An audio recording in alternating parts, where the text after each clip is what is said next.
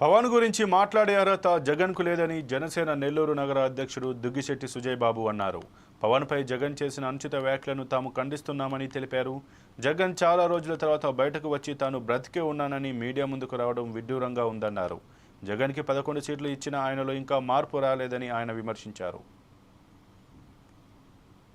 1956 నుంచి మనకి 22 ప్రభుత్వాలు మారిన తర్వాత 23వ ప్రభుత్వంలో ముఖ్యమంత్రిగా శ్రీయుతులు జగన్మోహన్ రెడ్డి గారు పనిచేశారు. ఈ 23 అనేది ఎందుకు ప్రస్తావిస్తున్నానంటే, క్రితంలో ఒక చిత్రం ఏదైతే వచ్చింది కొన్ని సంవత్సరాల క్రితం, మనకి హింసించే 23వ రాజు పులికేసి అని, దాని విధంగా ఏ విధంగా వస్తుందంటే ఇక పోస్టర్ ఈ విధంగా ఒకటి చిత్రీకరించి వస్తుంది.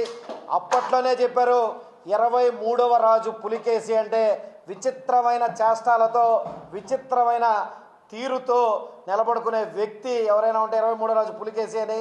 మన ఆంధ్ర రాష్ట్రంలో కరెక్ట్గా సరిపోయే విధంగా మన జగన్మోహన్ రెడ్డి గారు ఆయన చేసిన చేష్టాలు కానీ, ఆయన పెట్టిన సందర్భాలు కానీ, ఆయన చేసిన అభివృద్ధి కానీ విచిత్రంగా ఈరోజు వరకు జనాలు నవ్వుకునే పరిస్థితిలో ఉన్నారు. దయచేసి చెప్తున్నాము, అయ్యా జగన్మోహన్ రెడ్డి, నువ్వు హింసించే పులివెందుల పులికేసి, అందుకే జనాలు నిన్ను వేశారు నేలకేసి. ఇది అయినా కూడా నువ్వు తెలుసుకోకుండా ఇంకా ఒక ముఖ్యమంత్రి అని నువ్వు భ్రమించి మాట్లాడుతూ వస్తున్నావు.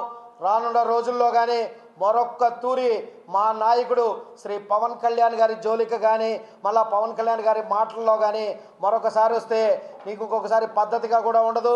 ఎందుకంటే కేవలం 11 స్థానాలకే నేను పరిమితం చేసింది ఈ ఆంధ్ర రాష్ట్ర ప్రజలు.